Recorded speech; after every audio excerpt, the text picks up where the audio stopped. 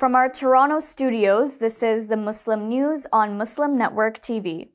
Assalamu alaikum, I'm Aylia Batool. American activist Michael Rechtenwald says the United States has turned into a munitions depot and an ATM for Israel. This and more on today's show, so stay tuned.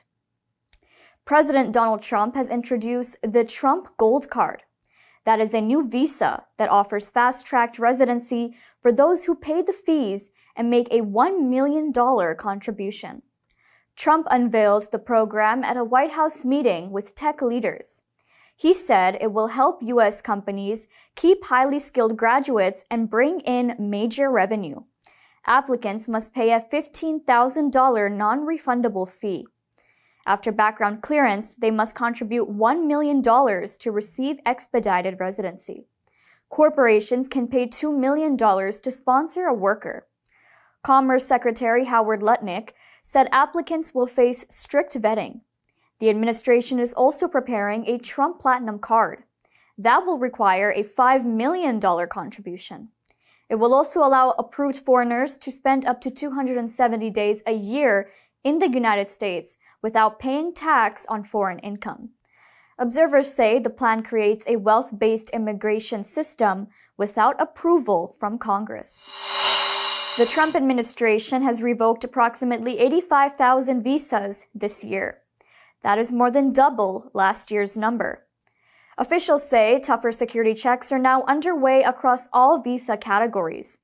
Nearly half of the revoked visas were tied to offenses such as driving under the influence, assault, or theft. More than 8,000 belonged to international students. The State Department has also targeted people accused of showing anti-Semitic behavior during protests against Israel's genocide in Gaza. Some visas were pulled from individuals who allegedly celebrated the killing of right-wing political commentator and Trump ally Charlie Kirk in September. Officials say visas are canceled when there are signs of ineligibility, including overstays, criminal activity, or potential security threats. A policy of continuous vetting now covers all 55 million foreign nationals with valid visas. New restrictions also affect H-1B visa workers, students, and people who previously worked in content moderation or fact-checking. Homeland Security has increased deportations and expanded travel bans. The Trump administration is moving to end the Biden-era Saving on a Valuable Education or SAVE program. The Education Department says it has reached a settlement with the state of Missouri to permanently shut down the income-driven repayment plan. A court must still approve the agreement. Officials argue the Biden administration tried to shift student loan costs onto taxpayers. Undersecretary of Education Nicholas Kent said borrowers must repay what they owe. SAVE was one of former President Joe Biden's major student loan reforms. It lowers monthly payments based on income and family size and offered faster loan forgiveness. In early 2024, it cleared $1.2 billion in debt for 153,000 long-term borrowers with small original loans. Approximately 7.6 million people are currently enrolled in SAVE. The Department of Education will contact them along with 450,000 applicants to move them to legal repayment plans. A new repayment assistance plan is expected to start in 2026. The Student Debt Crisis Center has called the decision devastating, saying it deepens uncertainty for nearly 8 million people. Federal student debt now stands at more than $1.67 trillion across 42 million Americans. American activist Michael Rechtenwald says the United States has turned into a munitions depot and an ATM for Israel. Rechtenwald is the founder of AZAPAC, a new political action committee that aims to end all military and financial aid to Israel and block Israeli influence in U.S. politics. Rechtenwald notes that Washington's unconditional support of Israel has enabled crimes against humanity in Gaza, and that American taxpayers are being robbed to fund Israel's violence there. He says his political action committee aims to replace anti-Palestine lawmakers with anti-Zionist candidates in Congress.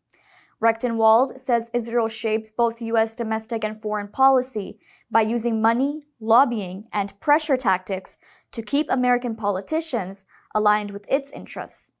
He says this fuels anti-American sentiment across the Middle East. A prominent street near the White House could soon be renamed after Charlie Kirk, the late right-wing activist and ally of President Donald Trump. Republican South Carolina Congresswoman Nancy Mace has introduced a bill to change the former Black Lives Matter Plaza into the Charlie Kirk Freedom of Speech Plaza. Mace claims Kirk's killing was an attack on free expression and argues the new name would honor his legacy. The proposal also directs the installation of new signs marking the change. The move follows the city's decision earlier this year to pave over the original Black Lives Matter mural that had become a global symbol after nationwide protests in 2020 against racist police brutality connected to the murder of George Floyd, a Black man, by a white police officer in Minneapolis that year. The name change decision has drawn criticism from local residents. Washington's mayor defended the repainting, saying the city must concentrate on economic pressures, public safety, and support for residents hit by federal job cuts. Hunger continues to worsen in Gaza, where families rely on charity kitchens for survival, as Israel continues to violate an October 10th ceasefire between Israel and Hamas. Israel's border closures and aid disruptions still limit supplies. Israeli forces have killed more than 300 Palestinians since the start of the ceasefire and have violated the agreement over 700 times since it came into effect over 2 months ago, according to officials in Gaza. Footage shows Palestinians racing towards a food distribution site. Long lines stretch across the area as people wait with pots in their hands, including elderly people and children. Aid workers hand out small portions of bread and hot meals. The need is clearly overwhelming. Residents leave holding whatever food they manage to get. Children sit on the bare ground, eating from pots, with some holding empty containers, hoping for more. A young boy clutching his pot tightly walks alone. Resident Fouad Nassad says families are struggling to survive amid severe shortages. 2 Turkish mosques in the German city of Hannover were vandalized overnight with graffiti linked to the Israeli military. Details coming up next.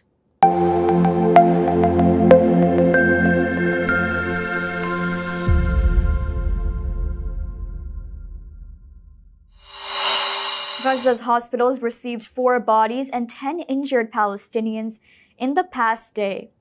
Israel carried out a new strike in northern Gaza. Emergency teams says 1 woman was killed and several others injured. Health officials say Israeli soldiers have killed 383 people and wounded more than 1,000 since the ceasefire between Israel and Hamas began in October. 3 buildings also collapsed in the Zaytun area of Gaza City as a storm swept through the enclave. Gaza's civil defense warned families to leave structures at risk of falling. 1 baby girl, already displaced by the genocide, died overnight in a flooded tent. Her mother told Al Jazeera she woke to find the child motionless as the cold intensified. UN Refugee Agency UNRWA Chief Philip Lazzarini says Storm Byron has Gaza in its grip, bringing floods and fresh health risks. The UN says Israel is still blocking large quantities of tents and mobile homes. The Palestinian media office in Gaza rejected a U.S. claim of 600 aid trucks entering daily, saying the real number is closer to 234. Israel continues to block the entry of large quantities of tents and mobile homes into Gaza. UN expert Francesca Albanese warns that thousands are being left to freeze and starve. Israel's violence in the region continues. Israel's genocide in Gaza has killed at least 70,373 people and injured 171,079 others since October 2023. Severe floods have caused deadly damage in northern Iraq. However, quick action from one man saved dozens of children from a collapsing school wall. Heavy rain swept through the city of Suleymaniya's Chamchamal district, flooding streets and destroying homes and bridges. Surveillance video from Kandil boarding school showed the moment the wall gave way. The footage also captured 61-year-old Kemal Fatah Davakeli rushing to pull students away just seconds before the collapse. Officials say more than 30 children survived because of his quick thinking. Davakeli told Anadolu news agency he acted with help from his son and nephew as floodwaters surged through the area. Authorities say 4 people have died in 2 days of severe weather. 2 were killed and 5 were injured on Tuesday alone as flash floods hit the Kurdish region. Rescue teams are evacuating families and warning of more heavy rain and unstable conditions across Suleymaniya. 2 Turkish mosques in the German city of Hannover were vandalized overnight with graffiti linked to the Israeli military. IDF was sprayed painted across the walls, referring to the Israeli Defense Forces, according to community members who discovered the damage early in the morning. Police have launched an investigation and the attackers remain unidentified. Community leaders say the incident comes at a tense moment, with anger rising over Israel's genocide in Gaza and a surge in anti-Muslim hate crimes across Germany this year. Ibrahim Kirk, head of the Hagia Sophia Mosque Association, called the vandalism a provocation and urged authorities to act quickly. Turkey's consulate in Hannover has asked German officials for a swift probe and stronger security around Turkish mosques. Germany is home to nearly 5.5 million Muslims, most of them of Turkish origin. Police recorded more than 900 Islamophobic crimes in the first 9 months of the year, including 31 attacks on mosques. On Uyghur Genocide Recognition Day, new testimony has highlighted the fear and trauma faced by Uyghur Muslim women in China. One Uyghur mother says she was treated like an animal under the Chinese government's campaign to control births in Chinese-occupied East Turkestan, commonly known as Xinjiang. Mother of 3 Zumrat Dawood says she was detained in a Chinese government-run camp in 2018, where she was indoctrinated, abused, and later told she would be forcibly sterilized. Human rights groups around the world say China has used forced sterilization, abortions, and birth control to suppress the Uyghur population. A United Nations report has documented widespread detention and forced medical procedures, which activists say qualify as genocide under the UN Convention. They warn that the Chinese government views Uyghur identity, language, and culture as a threat to its control. Beijing has denied all allegations, claiming they are politically motivated. Abu Dhabi Islamic Bank, or ADIB, has teamed up with Emirati conglomerate Majid Al Futtaim to launch the UAE's first Sharia-Compliant share covered cards. The ADIB Share Visa Infinite and Visa Platinum cards offer rewards across more than 5,000 shopping and leisure outlets. Cardholders also earn up to 6% back in share points on everyday spending.